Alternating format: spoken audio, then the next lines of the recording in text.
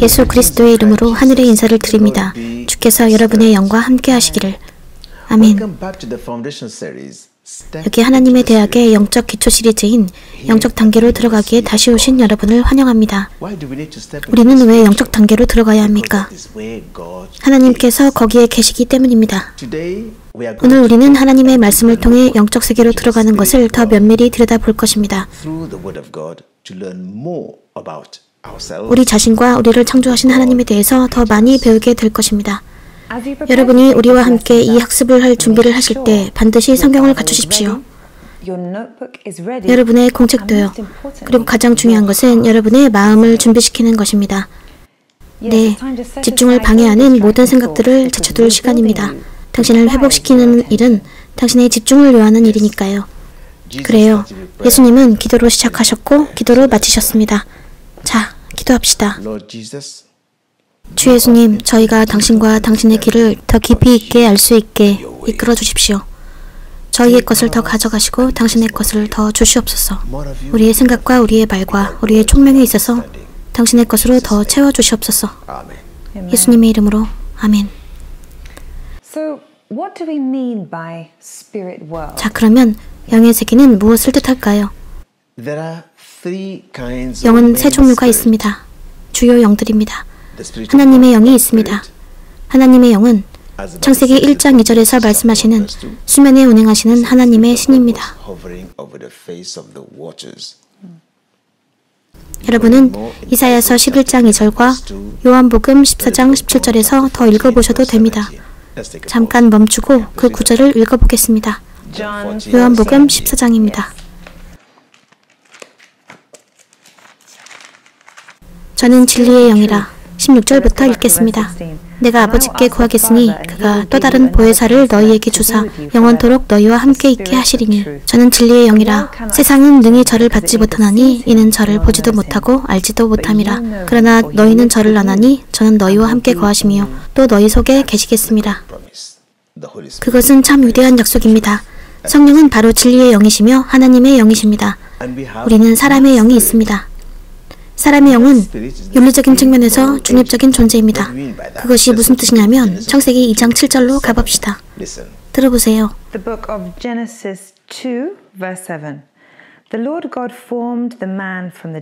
여호와 하나님이 흙으로 사람을 지으시고 생기를 그 코에 불어넣으시니 사람이 생명이 된지라. 천천히 다시 읽어볼까요? 여호와 하나님이 흙으로 사람을 지으시고. 좋아요. 흙으로요. 그것이 인간입니다. 하나님께서 만드셨죠.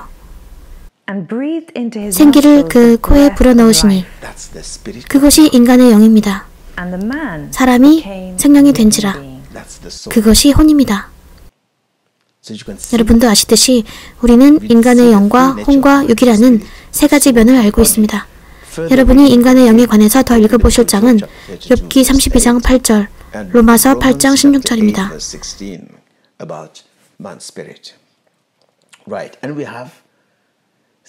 그래요. 사탄의 영도 있습니다. 사탄의 영이나 악한 영은 모두 같은 영입니다. 성경은 사탄이 어떻게 유혹을 통해서 움직이는지 설명합니다. 마태복음 4장 1절부터 11절에서 그가 유혹으로 예수님께 다가가는 방식을 살펴봅시다. 여러분은 마태복음 4장 1절에서 마귀가 어떻게 움직이는지 알 수 있습니다. 마태복음 4장 1절부터 읽겠습니다.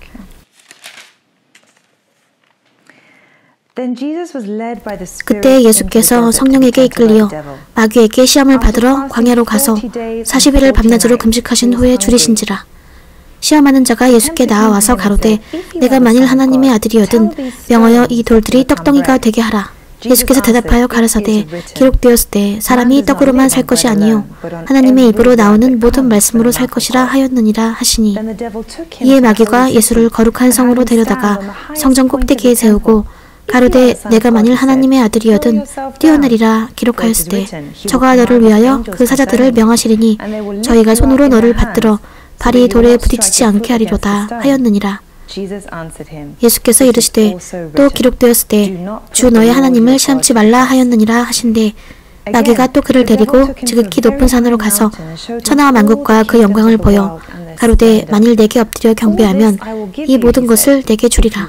이에 예수께서 말씀하시되 사단아 물러가라. 기록되었으되 주 너의 하나님께 경배하고 다만 그를 섬기라 하였느니라. 이에 마귀는 예수를 떠나고 천사들이 나와와서 수종드니라. 바로 그겁니다. 여러분은 마귀가 어떻게 영으로 작용하는지 아실 수 있어요. 우리는 인간의 영이 있습니다. 하나님의 영, 사탄의 영, 인간의 영, 이것들이 주된 영들입니다.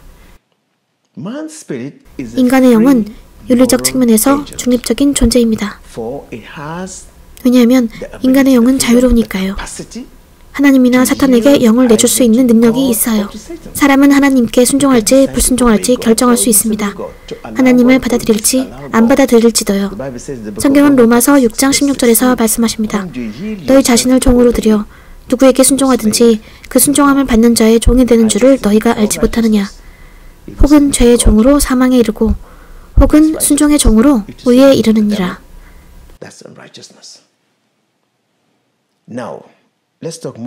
이제 사탄의 영에 대해 더 얘기해 봅시다. 사탄의 영이나 악한 영은 똑같은 영입니다. 사탄은 죄를 통해 다스립니다. 불의를 통해서요. 어떻게 해요?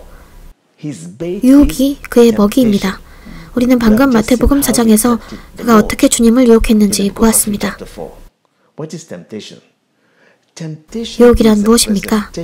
유혹은 악의 미리보기입니다. 설명하자면 그것은 영원한 것 대신에 일시적인 이득을 선택할 수 있는 기회입니다. 사탄은 인간들이 땅의 것들, 육체의 욕망에 집중하기를 원합니다. 영혼에 대해 깡그리 잊고요. 사탄은 인간이 육에 집중하기를 원합니다. 그러나 여러분이 육에 집중하면 능력이 없습니다. 여러분이 육에 집중하면 그가 당신을 지배하지만 당신이 그리스도 안에서 성령으로 걸으면 당신은 사탄을 이깁니다. 그것이 바로 사탄이 우리가 육을 바라보도록 유혹하는 이유입니다. 하나님께 집중하는 것보다 육적인 방법으로의 대안을 찾도록 유혹합니다. 그래서 여러분 아시겠지요? 그의 전력과 획책은 그가 강력한 힘을 발휘할 수 있는 육의 전장에서 주도권을 갖는 것입니다.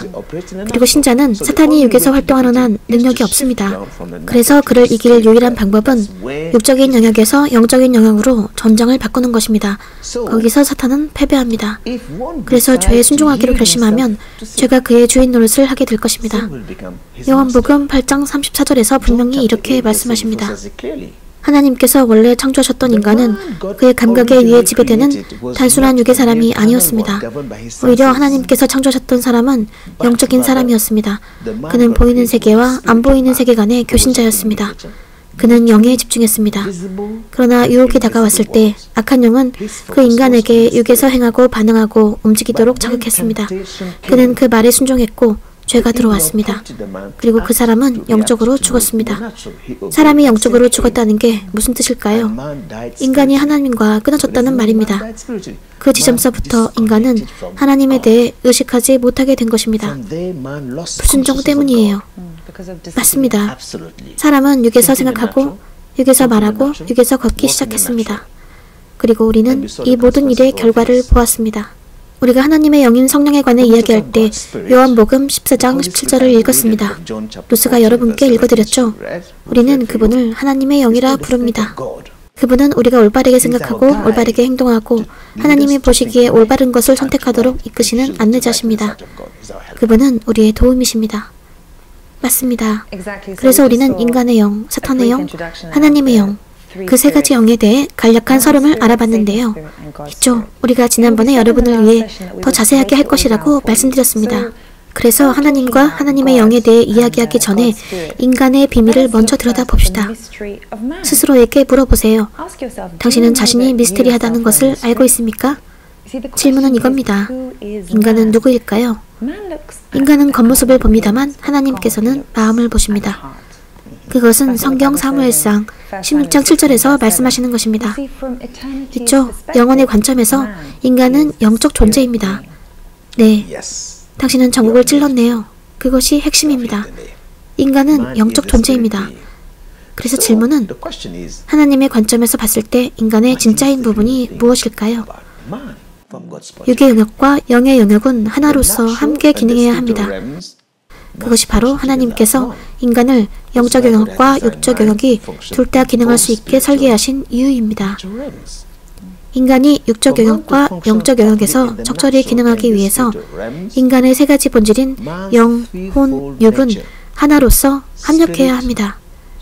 데살로니가전서 5장 23절을 말씀드린 거예요. 여러분이 이것을 더 간단히 이해하시도록 준비했는데 우리는 여러분이 진짜 이 필수적인 영적 진리를 이해하시길 원하니까요. 라신이 여러분이 이해하시도록 그림으로 설명해 줄 것입니다. 영적인 사람과 육적인 사람이 무엇이고 그것들이 육에서 어떻게 결합되어 있는지 말입니다.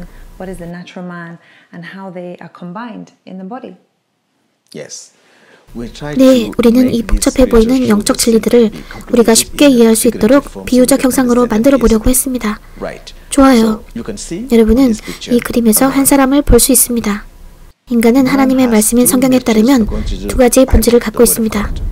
여러분이 이 그림에서 보시듯이 인간은 영적인 본질과 육적인 본질을 갖고 있습니다. 이것은 육적인 사람이고 이것은 영적인 사람입니다. 제가 그것을 이렇게 표현해 보겠습니다. 여러분은 명확히 보실 수 있습니다. 이것은 겉사람입니다. 보이시죠?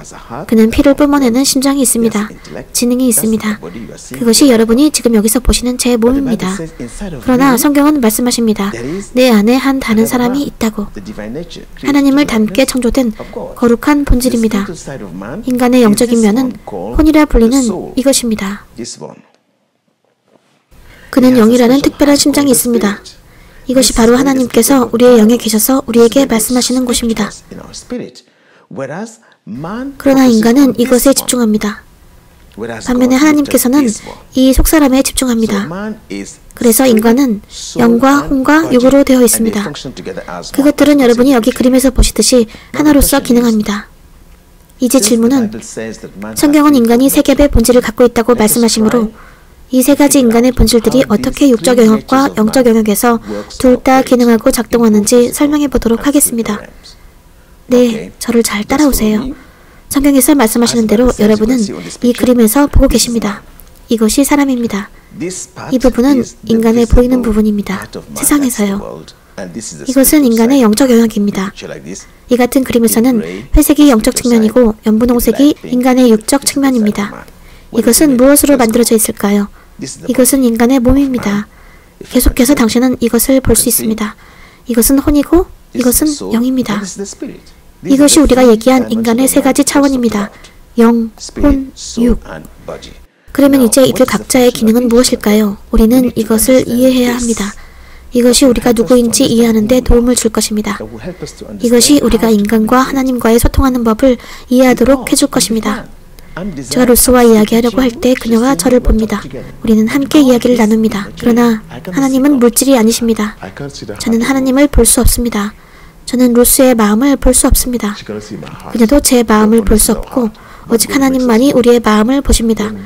그러나 하나님은 우리를 하나로 만드십니다. 우리가 하나일 때 그녀는 제가 알 거라고 생각합니다. 저도 그녀가 알 거라고 생각합니다. 우리는 영에 연결되어 있으니까요.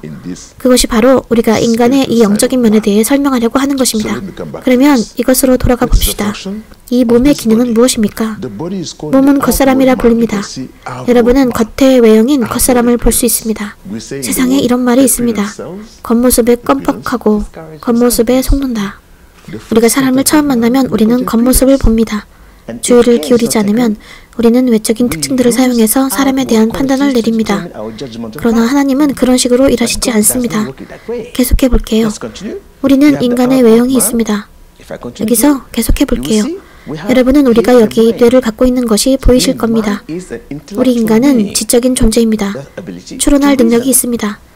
이것이 무엇으로 이루어져 있을까요?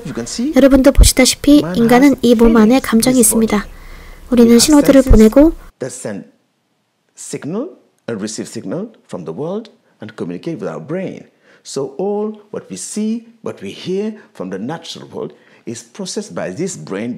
감각적 지식의 실험실인 이곳이죠. 두 번째, 우리는 인간이 인간의 심장이라는 것을 갖고 있다는 것을 알 수 있습니다. 우리는 인간의 심장에 관한 것을 설명드리고 싶습니다. 성경에서 마음을 언급할 때 언제든 그것이 피를 뿜어내서 생명을 유지시키는 육신의 심장을 언급하는 것이 아닙니다. 절대요. 성경은 인간의 마음을 언급하는 것입니다. 제 말은 인간의 영을 말한다는 겁니다. 왜냐하면 인간은 두 부분이 있기 때문이에요. 육신과 영. 육의 심정은 육의 생명을 유지시키기 위해 피를 뿜어냅니다. 계속해보자면 하나님께서는 인간에게 기관들을 주셨습니다. 그것들은 인간의 몸에 삽입되어 있는 것이라고 말씀드렸죠. 그것은 눈, 귀, 손, 코, 미각, 오감인 감각들과 연결되어 있습니다. 그렇죠? 계속해볼게요. 여러분, 이게 지금 보이시죠? 혼에 관해 말해봅시다. 혼은 내적인 존재라 합니다. 사람의 숨겨진 부분이죠. 이것은 인간의 안 보이는 부분입니다. 전체는 일단 제쳐두고 혼만 보시면 혼의 기능은 무엇일까요? 우리는 그것이 자의식임을 알 수 있습니다. 당신이 기분이 안 좋을 때 보세요. 접니다. 그것이 나예요. 내게 뭔 짓을 했을까? 이것을 먹고 싶어. 이것을 하고 싶어. 이것은 혼의 사람이 말하는 겁니다. 이것은 자의식입니다. 불행히도 우리는 스스로에 대한 의식이 지나치게 많습니다. 하나님은 결코 우리 자신과 우리의 생각에 의지하라고 하지 않으셨습니다. 그것이 인간입니다만 하나님께서는 우리가 성령의 인도하심을 듣기를 원하십니다. 그러나 성경이 혼에 대해 이야기할 때 대부분은 자신에 대한 의식, 의지, 생각, 느낌, 감정인 자기 자신을 말합니다. 당신의 사고와 생각을 당신은 알 수 있습니다. 그것은 혼과 연결되어 있습니다. 이 말은 우리가 여기서 무엇을 보든 간에 이것은 우리의 사고에 영향을 미칠 수 있다는 것입니다. 그리고 이곳이 우리가 모든 결정을 내리는 곳입니다. 내 생각, 내 사고는 우리가 여기서 보는 뇌와 연결되어 있습니다. 여러분은 지금 감정을 보실 수 있습니다.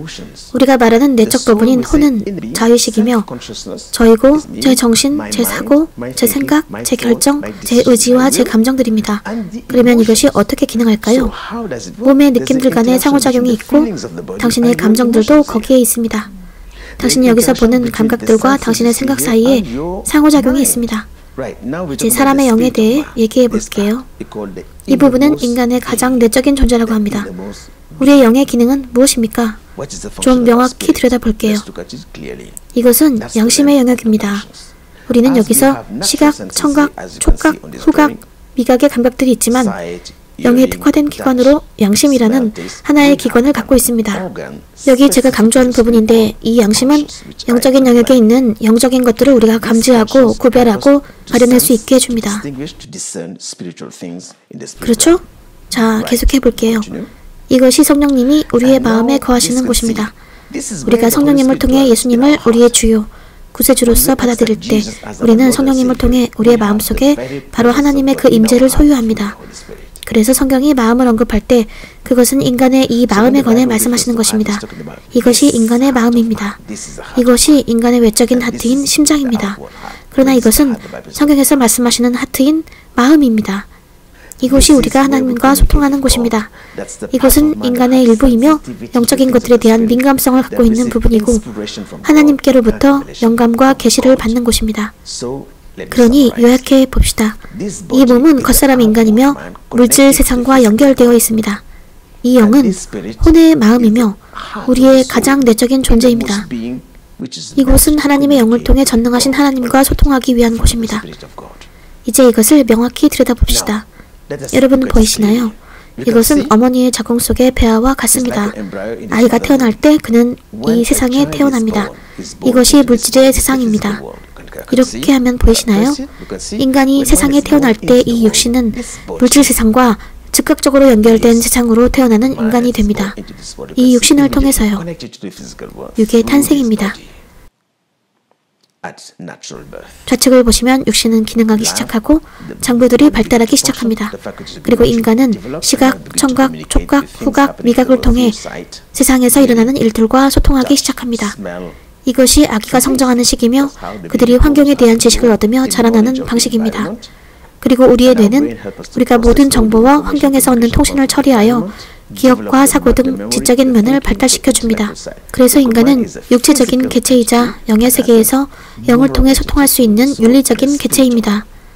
이 육신은 다른 인간들과 상호작용할 수 있는 인간의 일부로 보이는 세상과 소통할 수 있게 해줍니다. 좋습니다. 우리가 더 깊게 들여다봅시다. 여기 이것은 영적인 세상입니다. 이제 이 구역에서 우리는 두 가지 것들을 구별할 것입니다. 두 종류의 사람들을요. 자, 루스, 성경에서 인간의 두 가지 본질인 영과 육에 관해 말씀하시는 부분을 읽어주시겠어요? 로마서 8장 5절입니다. 좋아요. 로마서 8장 5절입니다.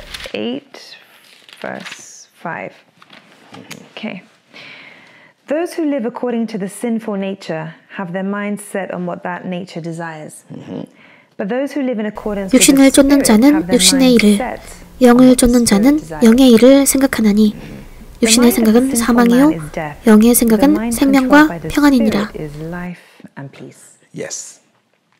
네, 보셨죠? 바울은 육의 사람과 영의 사람에 대해 우리에게 구체적인 그림을 줍니다. 그리고 육의 경향성에 대해서도요. 제 말은 영적인 사람은 영에 끌리고 천국의 것들에 대해 생각하지만 육의 사람은 그의 감각도 감각적인 것들로 이끌리고 그가 보고 듣는 것, 그의 집중은 항상 육에 고정되어 있습니다.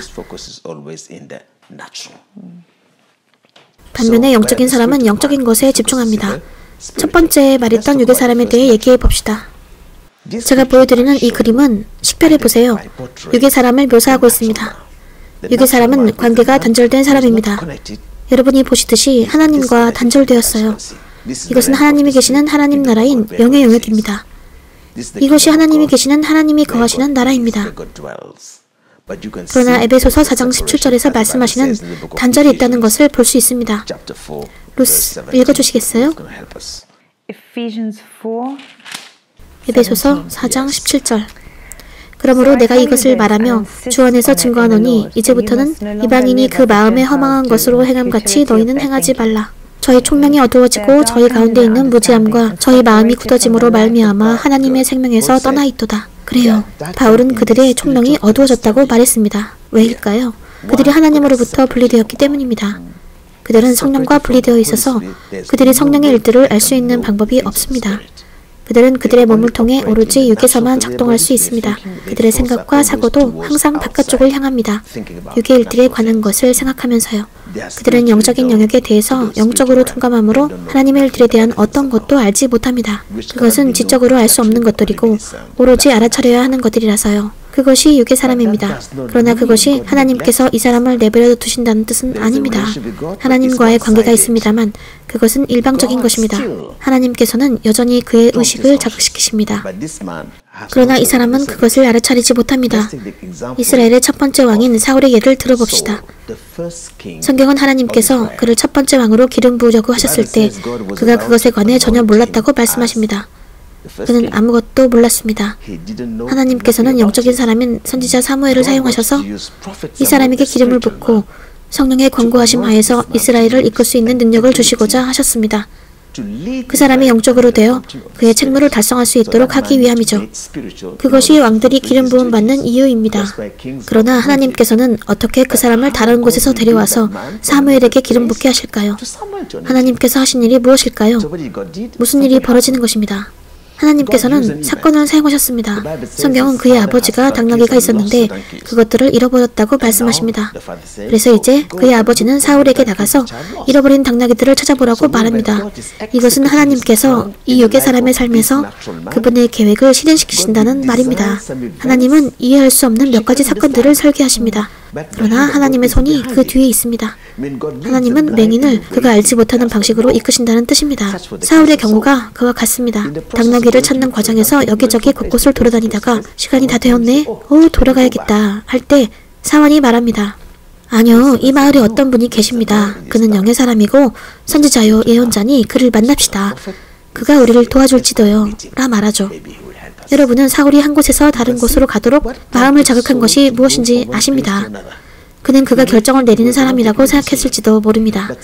그러나 어떤 사람 누군가가 그에게 이렇게 해요 라고 마음을 자극했지만 그는 알아차리지 못했습니다. 여기에서 우리가 가진 재능들이 많이 있습니다. 그러나 우리는 하나님께서 우리에게 그 은혜를 주시는 것을 알지 못합니다. 은혜인 것이지만 우리는 결코 하나님께 영광을 돌리지 않고 우리가 재능이 있어서라고 생각합니다. 어떤 때에 어떤 사람이 재능을 갖고 태어날 수 있지만 그가 하나님께 영광을 돌리는 대신 그것을 자기가 취하면 안 됩니다. 그 지적 능력을 당신에게 주신 분은 하나님이십니다. 간단히 말해서 하나님은 당신에게 능력을 주셨지만 당신이 그것이 하나님이심을 안다면 그렇다면 당신은 그분께 찬양드리고 감사할 수 있어야 합니다. 그러나 이 육의 사람은 그분이 하나님이심을 결코 알아차리지 못합니다. 그래서 그것이 바로 많은 일들이 우리의 삶에 벌어지고 있는 이유입니다. 우리가 앉아서 지나온 궤도 기록에 대해 생각해보면 당신은 당신의 삶에 임하셨던 하나님의 은혜를 알 것입니다. 그래요. 이것이 육의 사람입니다. 그래서 하나님과 분리된 그는 하나님의 임재를 의식하지 못합니다. 이제 두 번째 사람인 영의 사람에 대해 이야기해 봅시다. 당신이 이 그림에서 보듯이 이 영의 사람은 영으로 하나님과 연결된 사람입니다. 보이시죠? 그의 영은 하나님의 영에 몰입되어 있습니다. 이것은 우리가 성령으로 세례받을 때 일어납니다. 예수님께서 거듭나야 한다고 말씀하셨던 것처럼 말입니다. 예수님과 합하는 사람은 그분과 하나의 영이 됩니다. 고린도전서 6장 17절을 보세요. 그의 영은 하나님의 영에 잠기게 되고 그는 하나님과 연결됩니다. 그리고 이 사람은 하나님과 소통할 능력을 갖게 됩니다. 양쪽으로요. 그는 하나님께 말하고 하나님께서 그에게 명확히 말씀하시는 것을 듣습니다. 그것이 영의 사람입니다. 그것이 선지자의 사례입니다. 선지자 TV 조슈아도 말씀하셨던 것입니다. 여러분은 설교자를 초월해서 보셔야 합니다. 인간 TV 조슈아는 이쪽에 계셨습니다. 여러분이 보시는 이 사람의 혼 쪽에 인간 TV 조슈아가 있다고 하셨어요. 그러나 선지자는 여기에 영쪽입니다. 영에 있는 이 사람은 하나님의 말씀을 듣습니다. 하나님께 지시를 받고 하나님과 소통하며 영으로 하나님의 생각과 하나님의 뜻을 압니다. 이것을 영감이라 합니다. 그가 행하는 무엇이든 그는 암시를 받으며 하나님의 영으로 행하라는 제시를 받습니다. 그는 하나님의 영으로 이끌리며 그 안에 능력으로 이끌립니다. 그의 마음에 거하시는 하나님의 영의 능력으로요. 그는 바깥에서 당신에게 말씀하지만 하나님의 영으로 이끌립니다. 그래서 예를 들어 봅시다. 사울이 어딘가에 있던 영의 사람을 찾아와서 만났을 때 하나님의 말씀의 빛으로 들여다봅시다. 영의 사람은 그 상황을 어떻게 다루었을까요? 예지의 능력으로 하였습니다. 사무엘상 9장 15절을 봅시다. 사울의 오기 전날에 여호와께서 사무엘에게 알게 하여 가르사대 내일 이맘때에 내가 베냐민 땅에서 한 사람을 내게 보내리니 너는 그에게 기름을 부어 내 백성 이스라엘의 지도자를 삼으라. 그가 내 백성을 블레셋 사람의 손에서 구원하리라. 내 백성의 부르짖음이 내게 상달하였으므로 내가 그들을 돌아보았노라 하시더니. 감사합니다 하나님. 15절을 다시 천천히 읽어봅시다. 사울의 오기 전날에. 감사합니다. 사울이 오기 전날에. 여러분은 사울이 아비가 잃어버린 당나귀를 찾고 있었다는 것을 아실 겁니다. 사울이 선지자 사무엘이 있던 곳에 도달하기 전 하나님께서 선지자에게 말씀하셨습니다. 내일 이맘때쯤에 내가 보낼 것이라. 다시 읽어봅시다. 내일 이맘때에 내가 베냐민 땅에서 한 사람을 내게 보내리니 하나님께서 내게 보낼 것이라고 말씀하십니다. 하나님께서 그분이 그 사람을 보내는 분이라고 말씀하십니다. 하지만 그 사람 사울은 하나님께서 그를 보내신다는 것을 몰랐습니다. 하나님은 어떤 일을 행하라고 당신을 사용하실 수 있습니다. 당신은 당신이라고 생각하지만 하나님이 당신을 인도하시는 것입니다. 하나님께서 당신의 삶 동안 당신을 사용하셔서 행하실 일들이 많이 있지만 당신은 의식하지 못합니다. 하나님은 그분의 자비하심으로 당신이 뭔가 행하도록 인도하실 영을 보내실 수 있지만 당신은 그분이 하나님이심을 결코 알지 못합니다. 하나님은 당신의 삶에서 많은 선한 일들을 행하시고 계십니다. 그것이 바로 우리가 육에 집중해선 안 되는 이유입니다. 우리는 하나님을 너무 급하게 나쁜 쪽으로 매도해서는 안 됩니다. 하나님께서 우리의 삶에 행하시는 많은 선한 일들이 있기 때문입니다. 우리는 그것을 알아차리지 못합니다. 하지만 이 영의 사람인 이 선지자에겐 일들이 일어나기 전에 하나님께서 그에게 내일 이 사람이 올 것임을 드러내셨습니다. 그 말은 그 전에 영감이 왔다는 말입니다. 선지자 TV 조슈아가 말씀하시길 육에서 어떤 일이 일어나기 전에 영에서 먼저 그 일이 일어난다는 겁니다. 그 말은 당신이 행하기 전에 하나님께로부터 영감이 온다는 말입니다. 암시가 오고 계시가 옵니다. 그리고 나서 당신은 미래로 갈 수 있습니다. 그렇죠? 그래서 다음 날에 무슨 일이 있었습니까? 들어보세요. 사무엘이 사울을 볼 때 여호와께서 그에게 이르시되 보라, 이는 내가 내게 말한 사람이니 이가 내 백성을 통할하리라 하시니라.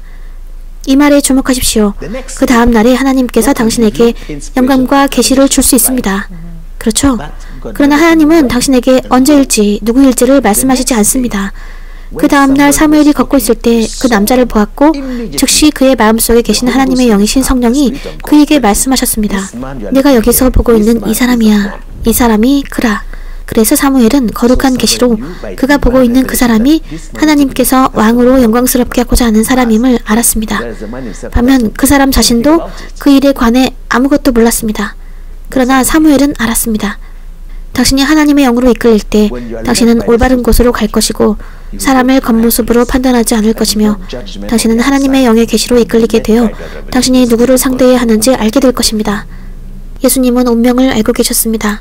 그분이 가시는 어디든 그는 성령으로 이끌리셨습니다. 그분은 삭개오를 만나기 위해 여리고로 가셨습니다. 그분은 성령에 이끌리셨죠. 그분은 사마리아 여인도 만나러 가셨습니다. 하나님의 영에 이끌리셨던 것입니다. 당신은 하나님께 이끌릴 때가 중요하다는 것을 알 수 있습니다. 당신은 당신의 삶의 올바른 때에 올바른 장소로 가서 올바른 사람이 될 것입니다. 계속 말씀을 읽어볼까요? 사울이 성문 가운데 사무엘에게 나아가 가로되 선견자의 집이 어디인지 청컨대 내게 가르치소서. 사무엘이 사울에게 대답하여 가로되 내가 선견자니라. 너는 내 앞서 산당으로 올라가라. 너희가 오늘날 나와 함께 먹을 것이요 아침에는 내가 너를 보내되 내 마음에 있는 것을 다 내게 말하리라. 주님을 찬양하십시오. 계속 읽어볼게요. 사무엘은 내일 내 마음에 있는 것을 다 내게 말할 거라고 말합니다. 그게 예언입니다. 선지자는 당신의 마음에 있는 것을 봅니다. 오직 하나님께서만 마음을 보시기 때문에 당신 속에 있는 것을 하나님께서 그에게 드러내실 것입니다. 그것이 바로 성경 고린도전서 2장 11절에서 말씀하시는 것입니다. 사람의 사정을 사람의 속에 있는 영 외에는 누가 알리요. 그러나 하나님께서 성령으로 그러한 것들을 우리에게 계시해 주십니다. 계속해 볼게요. 사흘 전에 일은 내 암나기들을 염려하지 말라. 찾았느니라. 주목하십시오. 사울이 그의 입을 열기 직전 누군가가 잃어버린 당나귀들을 찾았다고 그에게 말했습니다. 하나님께서 그가 왜 돌아다니고 있었는지 그 목적을 그에게 드러내셨고 그에게 당나귀를 찾았다는 해결책을 말씀해 주신 것입니다. 이 말은 하나님께서 당신의 삶에 그분의 계획을 실행시키실 때 계속적으로 펼쳐질 사건들을 설계하신다는 것을 의미합니다. 당신의 삶의 최종 계획이 드러날 때까지요. 베드로가 물고기를 잡으러 바닷가에 있었을 때 하나님께서 이 일이 일어나게 하셨습니다. 베드로가 충분한 물고기를 잡았다면 그는 예수님께서 오시기 전 바닷가를 떠났을 것이니까요. 그러나 그는 좌절했고 집에 갈 수 없었습니다. 그는 그의 삶, 그의 가족의 생계를 꾸려갈 것을 찾아야 했습니다. 그래서 예수님은 그러한 목적으로 그가 절망할 때에 그를 만나셨습니다. 거룩한 약속에 위한 것입니다. 그래서 당신이 살면서 어떠한 상황 속에 있거나 이해가 안 될 때 하나님의 뜻을 찾아야 할 필요가 있습니다. 하나님은 우리의 삶에 있는 그분의 목적을 드러내시기 위해 때때로 우리를 삶의 환경에 시달리도록 이끄십니다. 우리 주변에서 일어나는 일에 있어서 하나님의 뜻을 알려면 성령의 사람이어야 합니다. 그래서 여러분이 이 두 그림에서 보시듯이 육의 사람과 하나님의 영에 이끌리는 영의 사람이 있습니다. 예수님께서 우리 한 명 한 명에게 원하시는 것은 영적인 사람이 되는 것입니다. 그것이 바로 그분이 니고데모에게 거듭나야 한다고 말씀하셨던 이유입니다. 우리가 육에서 태어날 때 여러분이 보시듯이 우리의 몸은 육의 세상과 연결됩니다. 그러나 거듭날 때 영의 세상과 연결되며 영의 하나님께서 당신 안에 살아계셔서 당신의 안내자가 되실 것입니다. 그분이 당신에게 영감과 표현을 주실 것입니다. 그것이 바로 영의 사람이 감각에 지배되지 않는 이유입니다. 그는 인간에 관한 판단을 내리기 전에 깊은 내면을 보고 계시에 귀를 기울입니다. 우리가 사용해야 할 또 다른 사례는 사무엘상 16장 7절에 나옵니다. 하나님께서 기름을 부으라고 사무엘을 보내셨을 때 이번에는 육의 사람이 아닌 영의 사람을 왕으로 기름 붓습니다. 다윗 왕이죠. 말씀을 볼게요. 여호와께서 사무엘에게 이르시되 그 용모와 신장을 보지 말라. 내가 이미 그를 버렸노라. 나의 보는 것은 사람과 같지 아니하니 사람은 외모를 보거니와 나 여호와는 중심을 보느니라. 선지자가 왔을 때 그것은 우리 모두의 전투입니다. 우리는 항상 우리의 감각과 전투를 치릅니다. 우리가 보듯이 시각, 청각, 촉각, 후각, 미각이라는 감각들이 있습니다.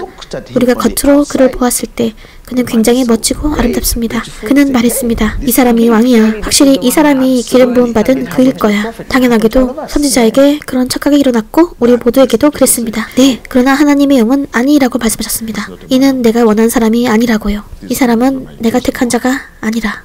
그래서 아버지 이새는 장자로부터 시작해서 그의 7 아들을 데려왔습니다.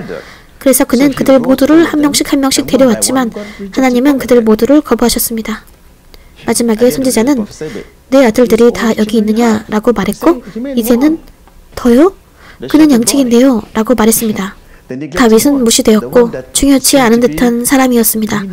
사무엘은 그가 여기 오기까지는 우리가 식사자리에 앉지 아니하겠노라 라고 하며 가서 그를 데려오라고 말했습니다. 그들은 시골뜨기 양치기 소년인 다윗을 데려왔는데 하나님께서 이가 나의 택한 자라고 하셨습니다.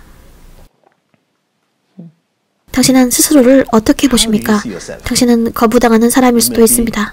당신은 자기 자신에 대해 심지어 아주 나쁜 생각을 갖고 있을 수도 있습니다. 그러나 당신은 하나님께서 사람이 선택한 대로 선택하지 않으신다는 것을 아셔야 합니다. 당신은 당신 자신에 대한 하나님의 뜻을 알아야 합니다. 하나님은 위대한 선지자이신 선지자 TV 조슈아를 볼 수 있는 은혜를 우리에게 주셨습니다. 우리는 그가 어디로부터 왔는지 알고 있습니다. 작은 마을 아리기디 출신입니다. 그는 대학을 나오지도 않았습니다. 그러나 하나님께서는 그를 사용하셔서 마음의 비밀을 드러내셨습니다. 그는 나라들에 대한 예언을 하셨던 하나님의 선지자요, 하나님의 사람이신 성령의 사람이었습니다. 그는 수백만 명의 사람들의 삶을 변화시켰습니다. 그러니 제발 이것을 생각해 주세요. 하나님은 결코 당신의 미래를 결정하시기 위해서 당신의 과거나 배경을 고려하시지 않습니다. 하나님의 사랑을 받는 사람은 어디에서라도 나올 수 있습니다. 그래서 우리는 두 가지의 본질을 알아봤습니다. 감각에 지배되는 육의 사람과 성령과 연결되어 성령에 이끌리는 영의 사람. 그것이 바로 성경에서 성령을 쫓아 행하라 말씀하시는 것입니다. 이제 여러분은 아셨죠? 만일 하나님께서 여러분과 저에게 성령을 쫓아 행하라고 명하신다면 그분이 성령으로 우리를 설계하셨으니까 그분의 말씀을 통하여 그분의 성령에 의해 성령께 순종하여 하나님께 이끌리게 되는 것입니다. 서로 상호적으로 연결되는 셈이죠. 그렇죠. 그것이 하나님의 마음입니다. 이것은 영의 사람이 하나님께 말할 수 있는 능력이 있다는 것이고 하나님께서도 그에게 말씀하신다는 말입니다. 여기서 질문은 이것입니다. 하나님은 어떻게 당신에게 말씀하실까요? 네, 그러면 하나님은 어떻게 당신에게 말씀하실까요? 그것이 모두가 갖고 있는 질문입니다. 2부에서 계속됩니다.